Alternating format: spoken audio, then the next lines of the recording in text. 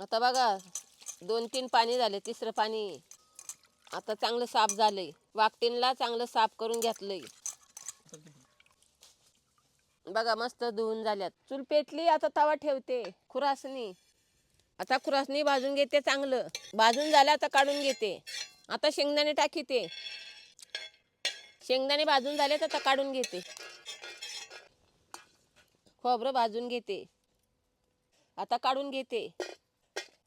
वाकटीच्या कालवणासाठी मसाला तयार करून घेऊया. या बघा वाळा हो, पाटाकी धुतला. आता मसाला वाटू. भाजलेलं खोबरं आता याला ठेचते, वाटीते. खुरासणी, जाडं मीठ, कोथिंबीर, पुदिना,